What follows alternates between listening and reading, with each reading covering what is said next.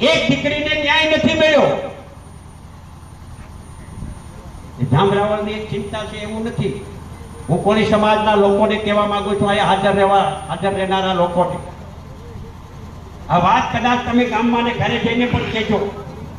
અને અમે તો બોલતા આવ્યા છીએ, જાહેરમાં બોલતા આવ્યા છીએ, સરકારની સામે પણ બોલીએ છીએ. જુનાગઢની અંદર કોર્પોરેશન દ્વારા એ ગટરનું કામ ચાલતું હતું, જેસીબી દ્વારા જે કાંઈ વાયરિંગ તોડી નાખ્યું અને એના કારણે આગ લાગી અને એક આગ લાગવાની અંદર કોળી સમાજના લોકો એમાં મૃત્યુ પામ્યા.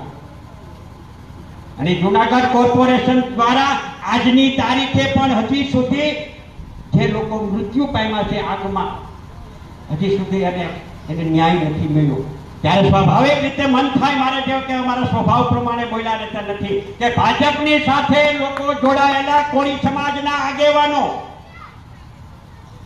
એ સત્તામાં બેઠેલા લોકો, પાવરમાં બેઠેલા લોકો, જો તમે સત્તાના માધ્યમ દ્વારા સમાજના છેવાડાના માણસને કોઈ તકલીફ કે મુશ્કેલી પડી અને જો તમે મદદ ન કરી શકવાના હોય તો તમારી આ સત્તા શું કામની છે? તમને શા માટે સત્તા સામે બેઠાયા છે? આ વાતને સમજવી પડે સમાજના નવી પેઢીએ, નવા યુવાનોએ,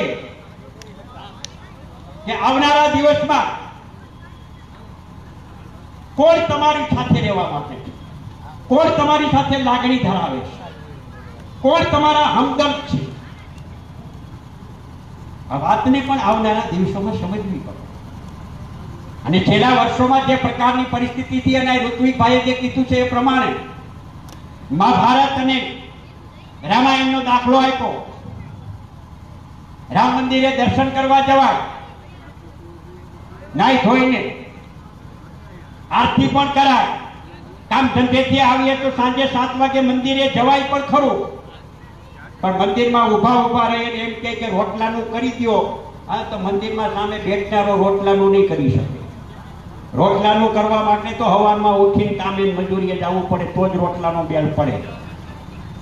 મંદિરમાં ખાલી ટકોરીઓ વગાડવાથી કે ઝાલર વગાડવાથી કે પ્રસંગો જ્યારે આવે ત્યારે ભેગા થઈને ડીજે કાઢીને ઊભી બજારે ચડીએ એનાથી રોટલો ભરાય કે એનાથી ઘરનું મળી લો કે ડેવલપ થાય, એ શક્ય બનવાનું નથી. જો મારી વાત સમજાય તો નવી પેઢી આ વાત સમજવી પડશે.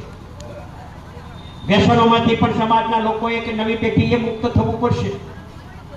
આ રાજકીય મંચ છે અને છતાં આ વાતને હું દોહરાવું છું કે અનુભવીએ છીએ એના માટે.